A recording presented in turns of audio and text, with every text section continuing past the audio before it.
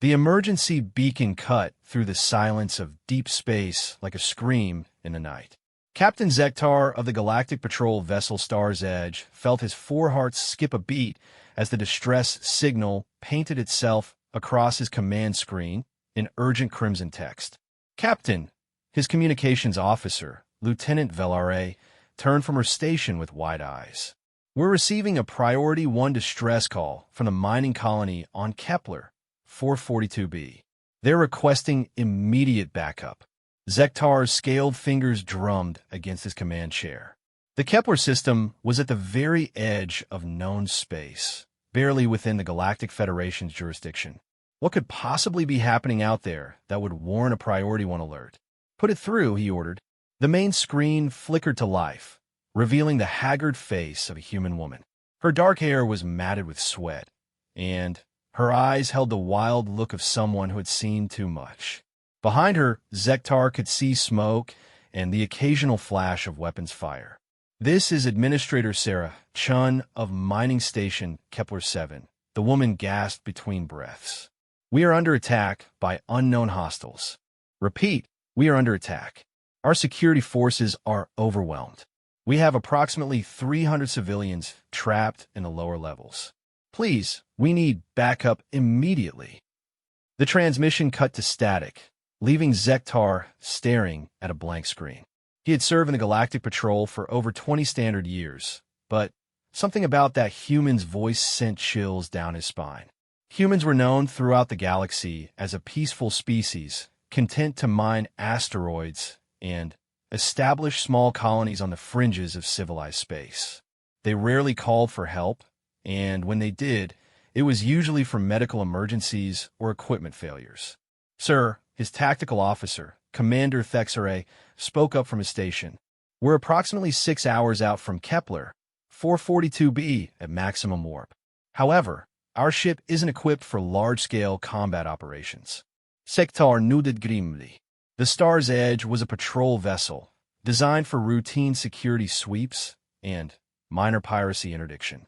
Against whatever had overwhelmed an entire mining colony's defenses, they would be little more than a speed bump. Contact Galactic Command, he ordered. Request immediate military support for Captain. Velare interrupted, her voice tight with urgency. I'm detecting another ship in the area. It's already responding to the distress call. Display it. The tactical screen showed a ship unlike anything in the standard Galactic Fleet Registry. It was smaller than a battlecruiser, but larger than a frigate with an angular, almost predatory design. Its hull was a matte black that seemed to drink in the starlight around it. Can you identify it? Zektar asked. Velare's fingers flew over her console. The registry shows this can't be right, sir. According to the database, that's a human vessel. Designation, Retribution. But, Captain, humans don't have military ships. They're not even members of the Galactic Defense Force. Sektar Frulvnid. In all his years of service, he had never encountered a human military vessel. The humans he knew were miners, traders, and scientists. They preferred to rely on Galactic Patrol protection rather than maintain their own armed forces. Hail them, he decided. The response came immediately. The screen filled with the image of a human male, but this one was different from any human Zektar had encountered before. Where most humans appeared soft and pale from their preference for controlled environments, this one looked like he had been forged from iron and starlight. His skin was weathered, bearing scars that spoke of battles fought and won. His eyes were the color of storm clouds, and when he spoke, his voice carried the weight of absolute authority. This is Captain Marcus Kane of the Terran Defense Force vessel Retribution. We've received the distress call from Kepler 7 and are en route to provide assistance. Zektar found his voice after a moment of stunned silence. Captain Kane, this is Captain Zektar of the Galactic Patrol. I wasn't aware that Earth had established a defense force. Kane's expression didn't change, but something flickered in those gray eyes. With respect, Captain Zektar, there's a lot about humanity that the Galactic Federation doesn't know. We'll reach Kepler 7 in approximately 4 hours. We suggest you maintain your current course and provide support as needed. The transmission ended, leaving Zektar staring at a blank screen once again. He turned to his crew, seeing his own confusion reflected in their faces. "Sir, Fexar," he said slowly, "should we contact Galactic Command about this development?" Before Zektar could answer, Velar spoke up again. "Captain, I'm detecting more ships. Multiple contacts, all broadcasting human signatures." The tactical display exploded with new contacts. Ship after ship appeared on their sensors, all converging on the Kepler system. They ranged from sleek destroyers to massive dreadnoughts, each one bearing the same matte black hull coating as the Retribution. "By the 7 moons of Proxima," Fexar whispered. "There's an entire fleet out there." Zektar watched in amazement as the display updated with more and more contacts. 30 ships, 50, 100. The numbers kept climbing until the tactical screen looked like a swarm of angry insects descending on their target. "Where did they come from?" Velar asked, voicing the question they were all thinking. "I don't know," Zektar admitted. "But I think we're about to find out what happens when you threaten human civilians." For hours later, Zektar stood on his bridge watching the most incredible display of military coordination he had ever witnessed. The human fleet had arranged itself in perfect formation around Kepler, 442b, their ships moving with the precision of a well-rehearsed dance. "Captain," his sensor operator called out, "I'm detecting massive energy signatures from the planet's surface. Whatever attacked the mining colony, it's heavily armed." Through his view screen, Zektar could see the mining colony on the planet's northern continent. What had once been a thriving operation was now a battlefield. Explosions lit up the landscape as unknown attackers pressed their assault against the colony's defensive positions. "This is Captain Kane to all ships." The human commander's voice filled the bridge. "Primary objectives are civilian evacuation and neutralization of hostile forces. Remember, we have 300 non-combatants down there. I want them all home safe." Affirmative, Retribution, came dozens of responses from the human fleet. Zektar watched in fascination as the human ships began their assault. But instead of the massive orbital bombardment he expected, they deployed with surgical precision. Dropships launched from the larger vessels, their sleek forms cutting through the atmosphere like arrows. "Captain," Fexar reported, "the humans are landing troops directly in the combat zone. That's tactically insane. They don't know the enemy's strength or disposition." But as they watched, it became clear that the humans knew exactly what they were doing. The first wave of dropships landed in a perfect perimeter around the colony, and within minutes, Zektar could see the tide of battle beginning to turn. "Sir," Velar's voice was filled with awe, "you need to see this. I'm intercepting communications from the planet's surface."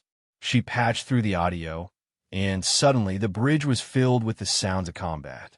But there was something else there, something that made Zektar's scales stand on end. "Contact front. Hostiles in the canyon." "Roger that, Alpha Team."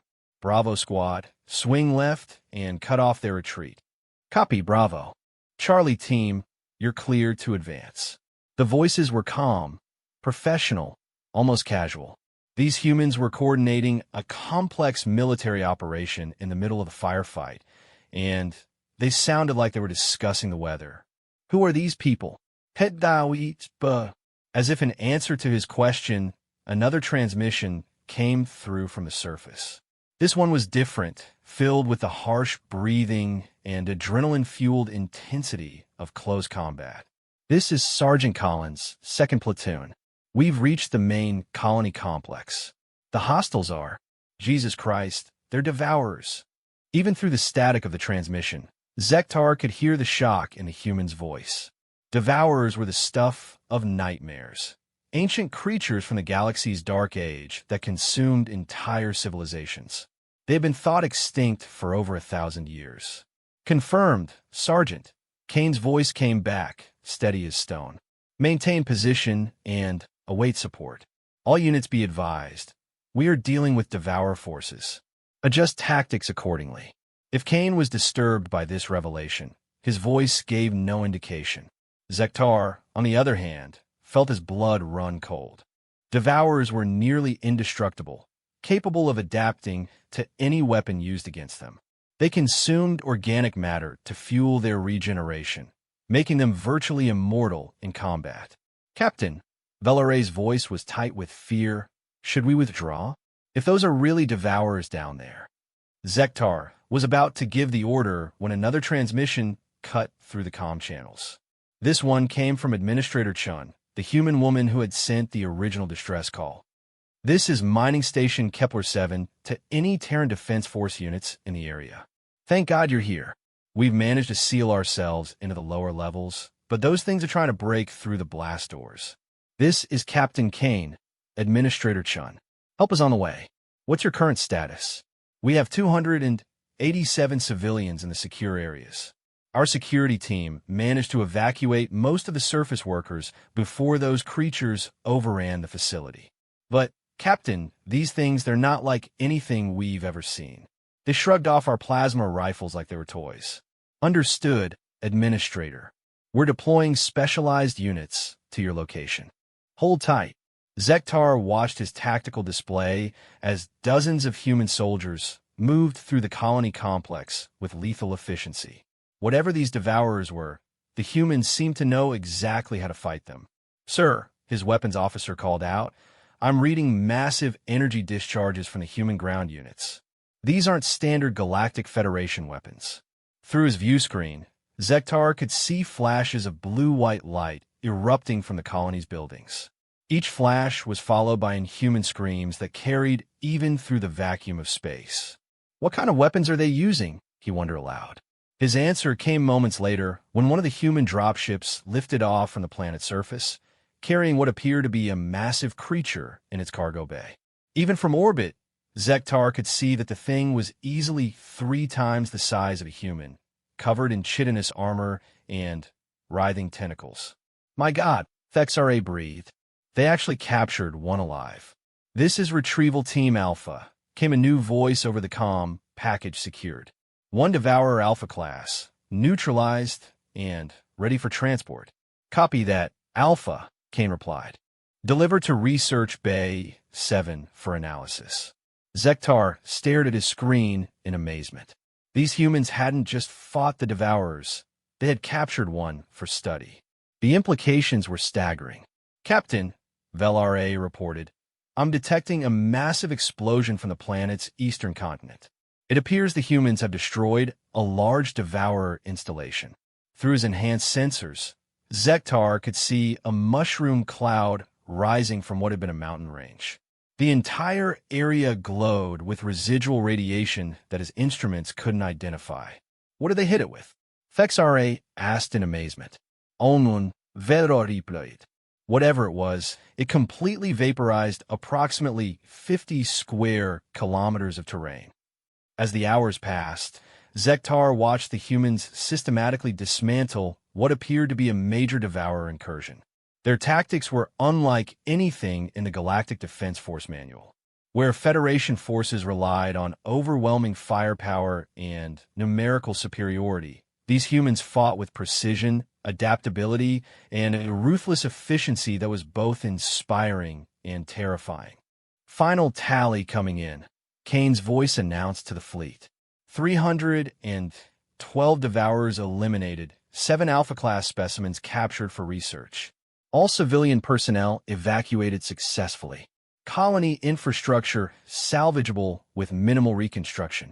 Outstanding work, people, he continued. Secure the area and prepare for extraction. Science teams, you have 6 hours to gather data before we withdraw. Zektar realized his mouth was hanging open and snapped it shut. In less than 8 hours, this human force had accomplished what would have taken a full Federation fleet weeks to achieve, assuming they could have done it all. Captain, Thexra said quietly, we should probably report this to command. Yes, Zektar agreed, still staring at the tactical display. Yes, we should definitely report this. As he watched the human fleet begin to withdraw, their mission completed with clockwork precision, Zektar found himself wondering what else the galaxy didn't know about humanity. If they could feel the Force like this, if they could fight creatures that had terrorized civilizations for millennia, Then, what else were they capable of? The thought both thrilled and terrified him. "Sir," Velar called out, "we're receiving a communication from Captain Kane."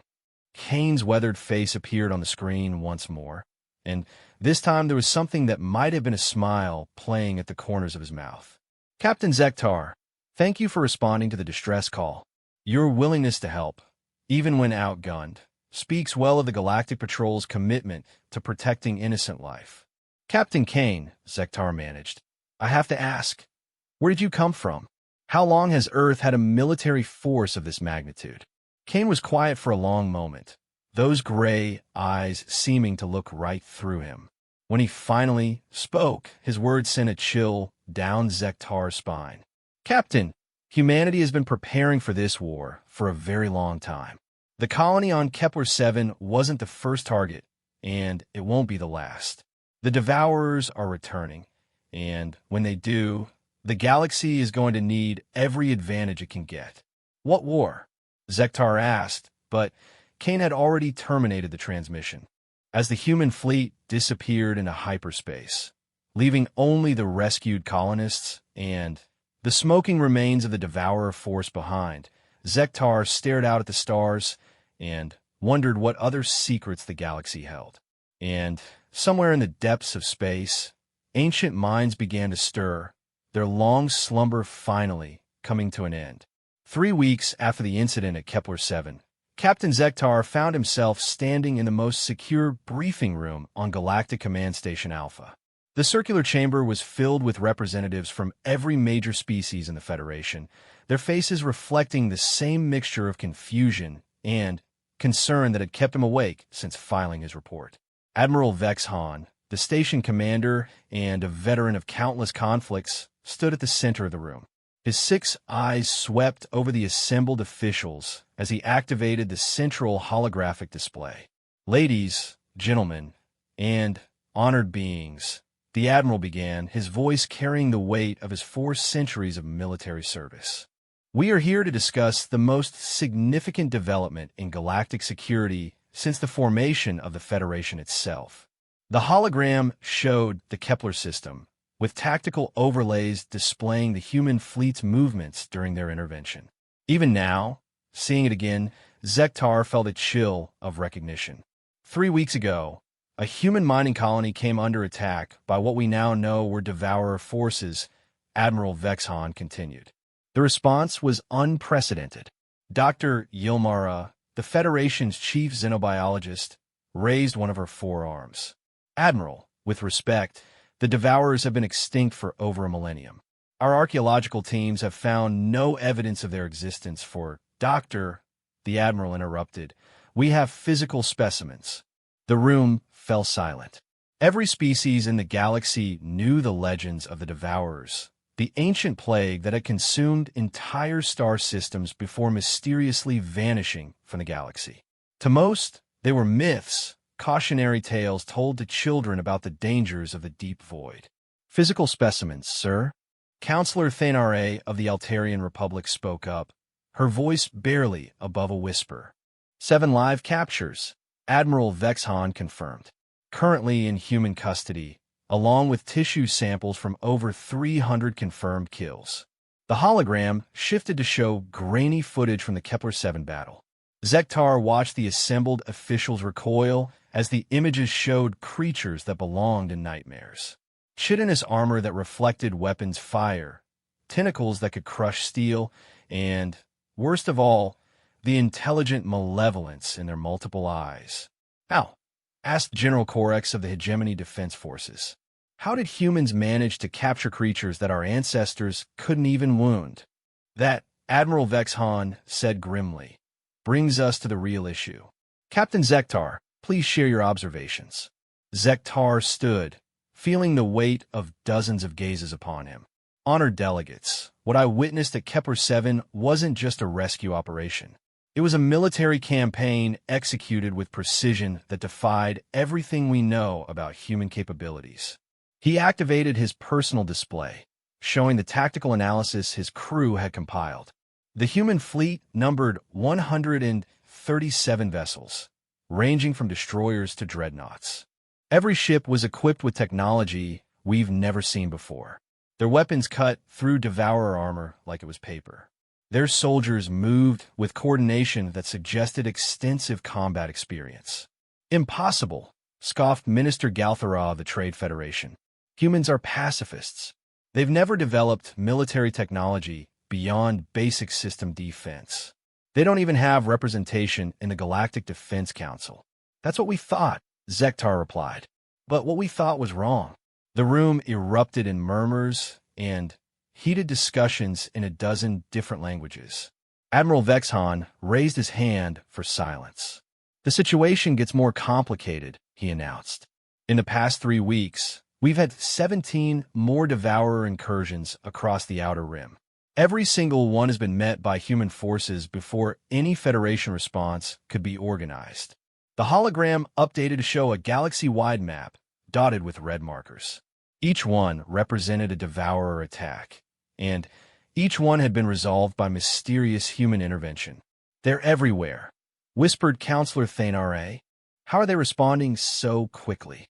Because they knew this was coming, said a new voice from the chamber's entrance.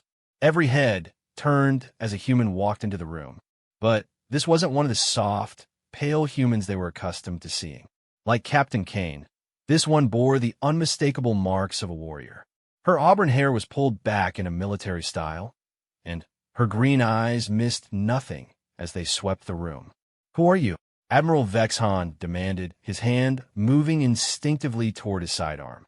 Colonel Sarah Reese, Terran Defense Force Intelligence Division, she replied calmly, taking a position at the center of the room.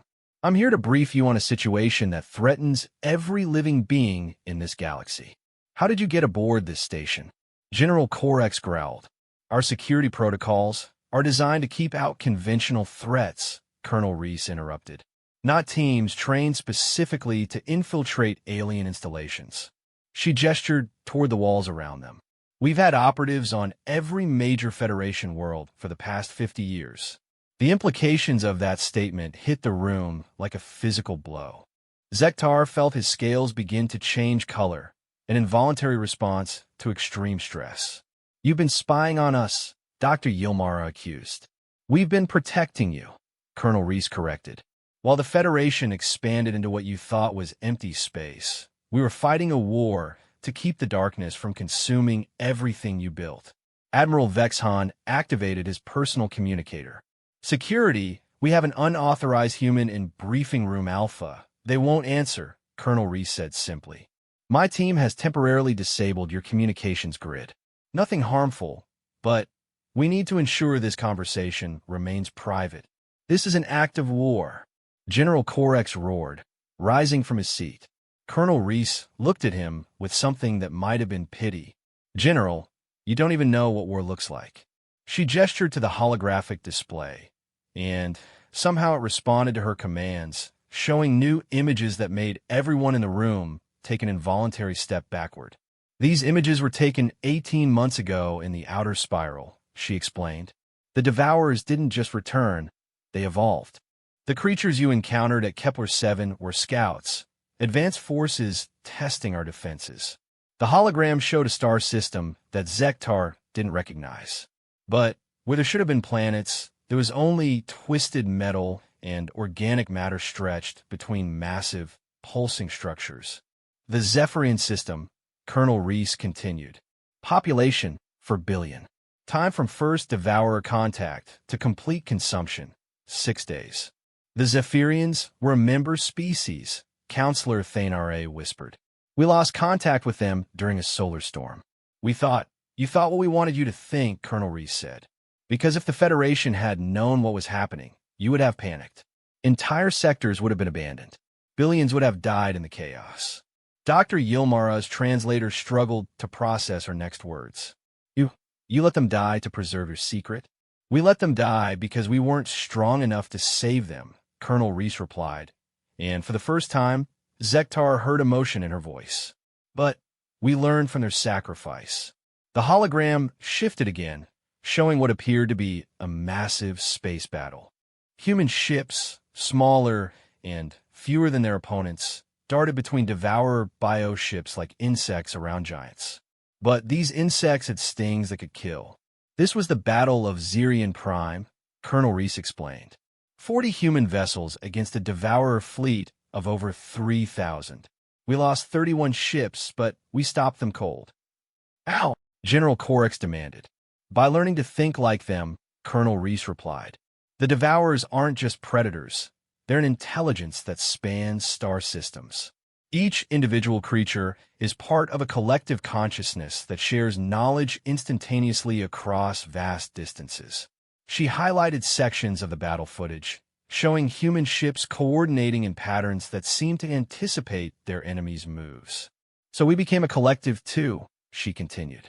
Every human soldier, every ship captain, every weapons technician is linked through quantum entanglement communicators. When one of us learns something, we all learn it. When one of us adapts, we all adapt. The room was silent except for the hum of life support systems. Zektar found himself trying to process the implications of what he was hearing. You're saying humans have developed a hive mind? Dr. Yilmara asked, her voice filled with scientific fascination and deep concern. Not a hive mind, Colonel Reese corrected. A combat network. Individual personalities remain intact, but tactical knowledge is shared instantaneously. It's the only way to fight an enemy that learns and adapts in real time. Why are you telling us this now? Admiral Vexhan asked. Colonel Reese's expression grew grim. Because the war is about to enter its final phase. The hologram changed once more, showing a section of space that Zektar didn't recognize. But there was something moving there, something vast beyond comprehension. 3 days ago, our deep space monitoring stations detected this, Colonel Reese said. It's a devourer mothership, awakening from dormancy in the galactic void. Our best estimates put its size at approximately 1/3 the diameter of Earth's moon. The silence in the room was deafening. Zektar stared at the image, trying to comprehend the scale of what he was seeing. The scouts we've been fighting, the fleets that consumed entire systems, Colonel Reese continued, they were all extensions of that single organism. Now it's coming here to the galactic core to consume every world in Federation space. How long do we have? Admiral Vexhan asked, his voice barely audible. At current speed, approximately 14 months. General Corex laughed, but there was no humor in it. Even if everything you've told us is true, how can we possibly fight something that size? The combined Federation fleet couldn't even scratch it. You're right, Colonel Reese agreed. The Federation fleet, as it currently exists, would be consumed within hours. She gestured to the hologram again, and it showed technical schematics that hurt to look at directly. But humanity has been preparing for this moment for over a century. We've built weapons that can crack planets, ships that can survive inside stellar cores, and soldiers who can fight in environments that would kill any other species in seconds. Weapons that can crack planets. Dr. Yilmara repeated in horror. The Devourers consume worlds to fuel their growth, Colonel Reese explained. The only way to stop them is to ensure there's nothing left to consume. Zektar found his voice. You're talking about genocide on a galactic scale. I'm talking about survival, Colonel Reese replied. The Devourers don't negotiate, they don't retreat, and they don't show mercy. They are the ultimate expression of hunger, given intelligence, and purpose. She turned to address the entire room. Every species in this chamber has the same choice. You can join us in this fight, following human command and using human tactics, or you can evacuate to the outer rim and hope we succeed. You expect us to surrender our sovereignty to human command? Minister Galthra demanded. I expect you to choose between your pride and your existence, Colonel Reese replied bluntly. Admiral Vexhan studied the technical schematics still rotating in the hologram.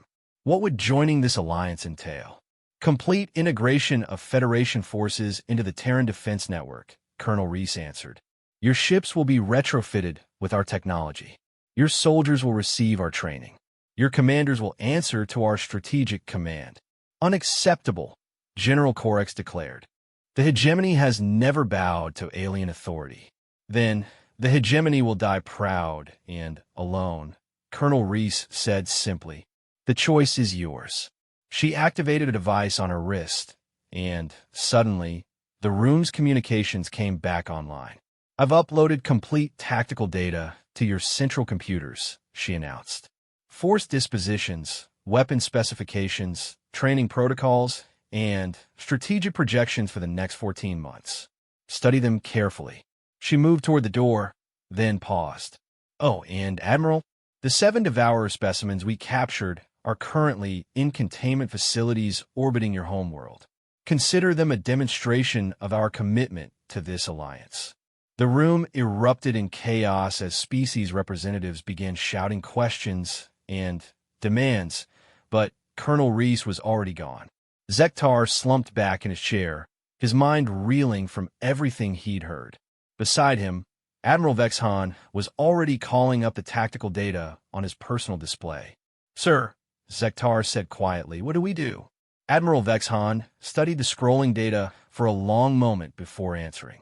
We start learning to fight like humans, Captain, because if even half of what she told us is true, it's the only way any of us are going to survive. As the debate raged around them, Zektar found himself staring at the holographic image of the approaching mothership. Somewhere out there in the void, an intelligence older than civilization itself was coming to devour everything they had built. And the only thing standing between the galaxy and extinction was a species they had dismissed as harmless miners and traders. The irony wasn't lost on him. Computer, Admiral Vexhan said, his voice cutting through the noise. Priority Alpha communication to all Federation fleet commanders.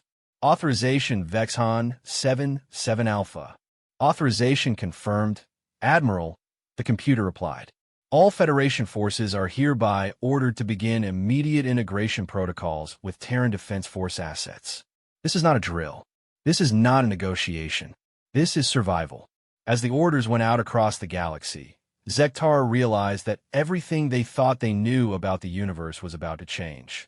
And in the depths of space, something ancient and hungry continued its inexorable journey toward the heart of galactic civilization, unaware that the galaxy's most underestimated species was preparing to teach it the meaning of the word war. 14 months later, Captain Zektar stood on the bridge of the TDF battleship Defiance, watching the most incredible sight he had ever witnessed.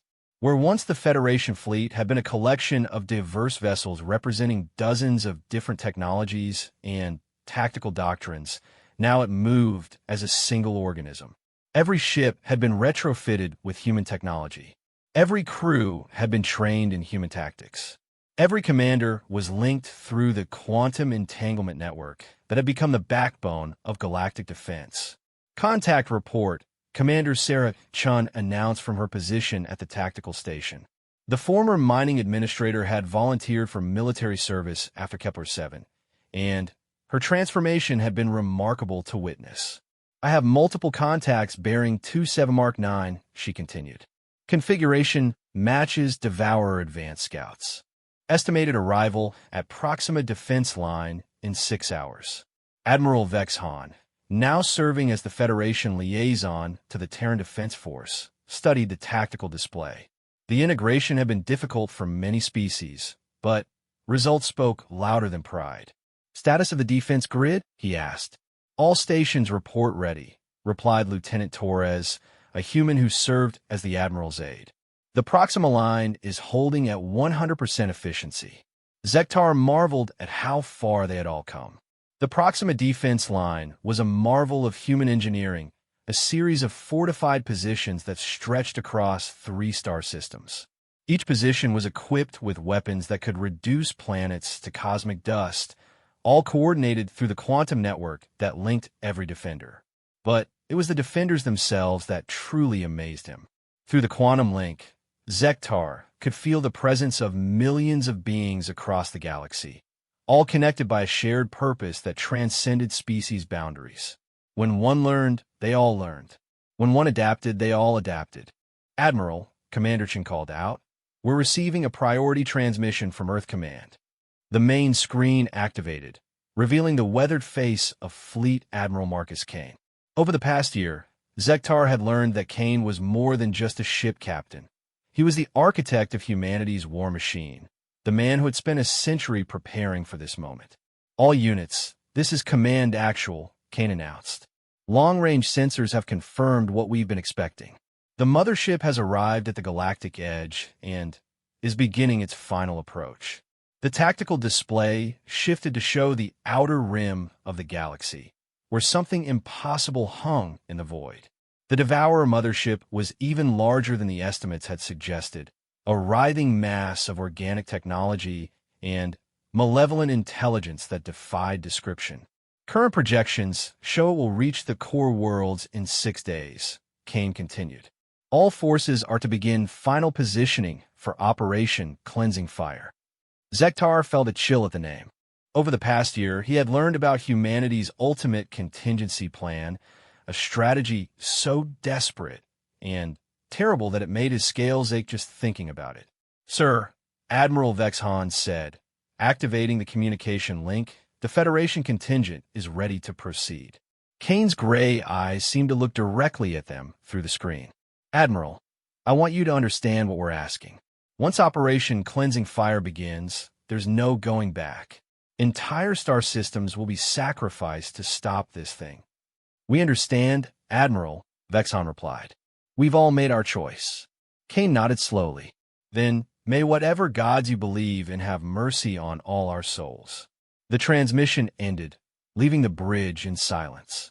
Around them, the massive fleet began to move, millions of ships from hundreds of worlds, all converging on coordinates that would determine the fate of galactic civilization. Captain, Lieutenant Torres said quietly, we're receiving tactical updates through the network. Through the quantum link, Zektar felt the flow of information as human strategists uploaded the final battle plans. The scope of it was breathtaking and terrifying in equal measure. The first phase would involve the sacrifice of 12 star systems, their suns converted into weapons of unimaginable power. The second phase would see the deployment of humanity's darkest creation, weapons that could unravel the very fabric of space-time. The third phase, well, no one spoke about the third phase because it assumed the first two had failed. Contact, Commander Chen announced. Devourer advanced forces are entering the outer defense zone. Through the quantum network, Zektar felt the battle begin.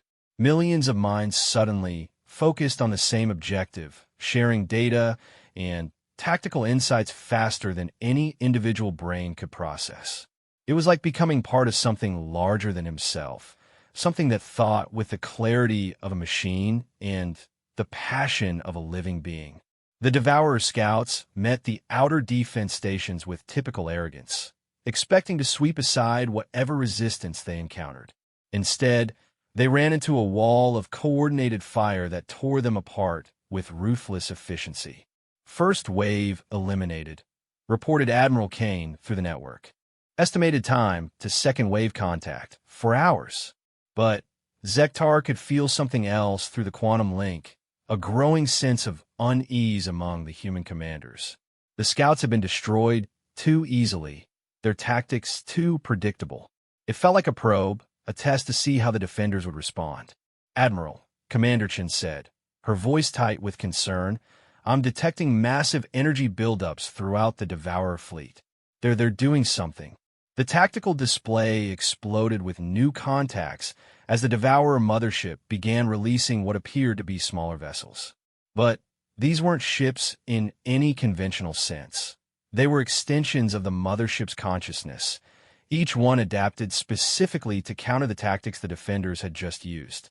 It learned, Admiral Vexhan whispered in amazement. From one engagement, it learned our entire tactical doctrine. Through the quantum network, Zektar felt Admiral Kane's presence, calm and implacable despite the revelation. All units, this is Command Actual. Execute Protocol 7. Protocol 7 was something they had hoped never to use. It involved abandoning the outer defense line entirely and falling back to prepared positions deeper in Federation space. But more than that, it meant activating the stellar conversion weapons that would turn friendly stars into instruments of war. All ships, Begin withdrawal to Line Baker, Admiral Vexhan ordered. Execute stellar conversion on all outer zone primary stars. What followed was the most terrible thing Zektar had ever witnessed. One by one, the suns that had given light and life to dozens of worlds began to change. Human technology reached into their cores and twisted the very processes that sustained them, turning fusion furnaces into focused weapons of cosmic destruction. The first star to convert was HD 10180, which had once supported a thriving colony of Andromedan artists. As its spectrum shifted from yellow to an angry red-orange, Zektar felt the collective grief of billions of beings mourning the loss of worlds they would never see again. But there was no time for sentiment. The converted stars began firing, their massive energy outputs focused into beams that could sterilize entire solar systems. The Devourer advance fleet, caught between the stellar weapons and the retreating Federation forces, found themselves in a trap that defied their adaptive abilities. Direct hit, Commander Chen reported. Multiple Devourer vessels destroyed or damaged. But even as she spoke, Zektar could see new shapes emerging from the mothership, creatures that seemed to absorb the stellar fire and use it to fuel their own growth. They're adapting to the stellar weapons, Admiral Vexhan observed grimly. Through the quantum network, Admiral Kane's voice reached every defender simultaneously. All units, prepare for Phase 2 of Operation Cleansing Fire. Initiate quantum cascade protocols. Phase 2 involved weapons that Zektar barely understood, devices that could manipulate the fundamental structure of reality itself. As the Federation fleet repositioned, massive installations throughout the galaxy began to activate, their purpose known only to the highest levels of human command. What are quantum cascade weapons? Admiral Vexhan asked. It was Commander Chun who answered, her face pale with the weight of knowledge. They create holes in space-time itself. Anything that gets caught in the cascade gets unmade. Not destroyed, unmade. Like it never existed at all. The first cascade activation sent ripples through the fabric of reality that every living being in the galaxy could feel. Where once there had been a Devourer formation, there was now simply empty space, not even debris to mark what had been there. But the mothership pressed on, seemingly unaffected by losses that would have crippled any conventional force. Through the quantum network, Zektar could feel the growing desperation among the human commanders as weapon after weapon failed to slow their enemy's advance. It's not working, Admiral Vexhan said quietly. We're throwing everything we have at it, and it just keeps coming. Through the link, Admiral Kane's presence remained steady. All units, fall back to the core defense zone. Prepare to initiate Final Protocol. Final Protocol, the plan that no one wanted to discuss, the last desperate gambit that would either save the galaxy or destroy it completely. As the fleet retreated toward the galactic core, Zektar found himself thinking about the journey that had brought them to this moment. A year ago, he had been a simple patrol captain dealing with pirates and equipment failures. Now he was part of the last line of defense against an enemy that threatened all life in the galaxy. Captain, Lieutenant Torres called out. We're approaching Earth system. Through the view screen, Zektar could see the blue-green world that had spawned the galaxy's most underestimated species. But surrounding it was something that defied description, a defensive grid of such complexity and power that it made their previous weapons look like children's toys. What is that? Admiral Vexhan asked in awe.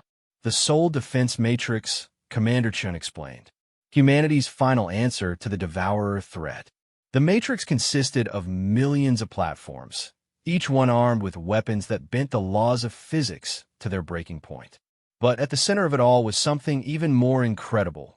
Earth itself had been converted into a weapon, its entire mass focused into a single, reality-shattering device. Through the quantum network, Admiral Kane's final message reached every defender. All ships, this is Command Actual. If we fail here, if the mothership breaks through, there won't be a galaxy left to save. So we're not going to fail.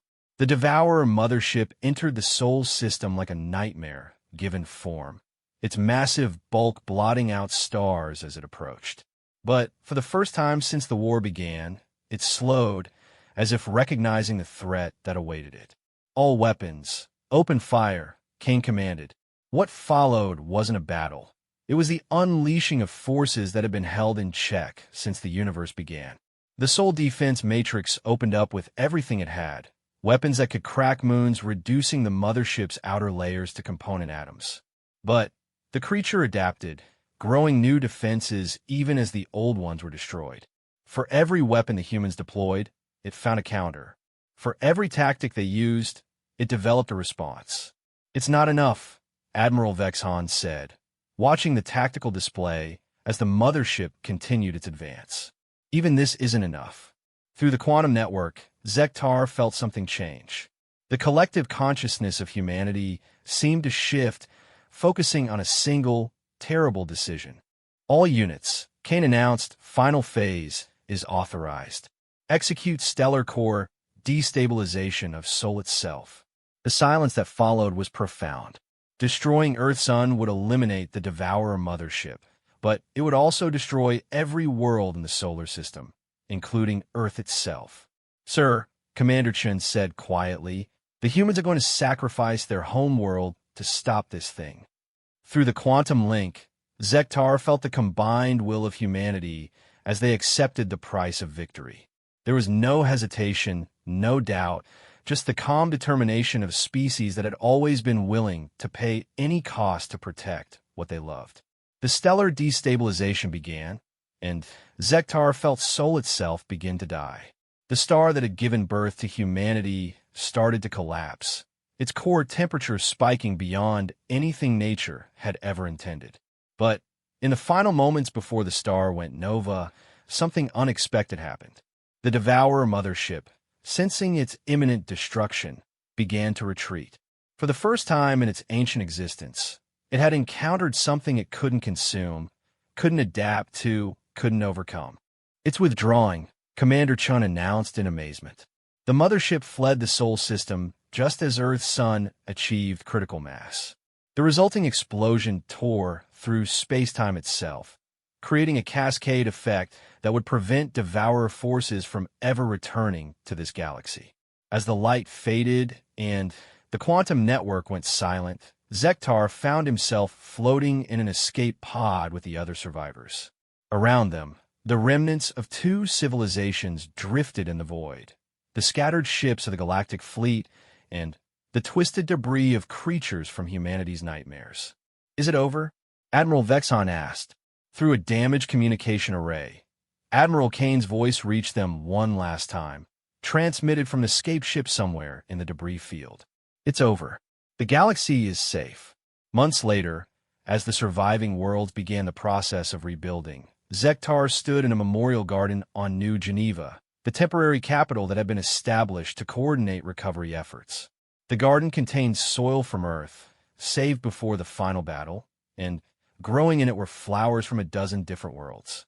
Admiral Kane, now bearing the scars of battles that had pushed him beyond his limits, approached the memorial wall where the names of the fallen were inscribed in every language known to the galaxy. "Do you regret it?" Zektar asked quietly.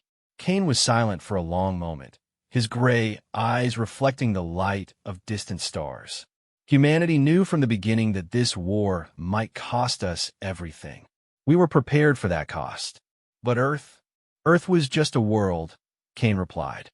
What made it special wasn't the dirt or the water or even the buildings. It was the people who lived there and the ideals they carried. As long as humans remember what we fought for, Earth lives on. Zektar looked around the garden, where beings from across the galaxy worked together to plant new life in soil from a dead world. Human children played alongside young Andromedans and Altarians, their laughter carrying on the artificial breeze. "What happens now?" he asked. Kane smiled, and for the first time since Zektar had known him, it reached his eyes. "Now we rebuild. Together." The quantum network showed us what we could accomplish when every species worked toward the same goal. Maybe it's time we made that permanent. As they stood together in the memorial garden, Surrounded by life growing from the sacrifice of heroes, Zektar realized that the greatest victory hadn't been the defeat of the Devourers. It had been the transformation of the galaxy itself, from a loose collection of competing species into something greater than the sum of its parts. And somewhere in the depths of space, where the Sol system had once been, a new star was beginning to form from the debris of the old. It would burn differently than its predecessor, but it would burn bright, a beacon reminding the galaxy that sometimes the greatest strength comes from those you least expect. The humans had asked for backup against an impossible enemy, and what had arrived were the children of a death world who had spent a century learning to fight gods. In the end, it had been enough.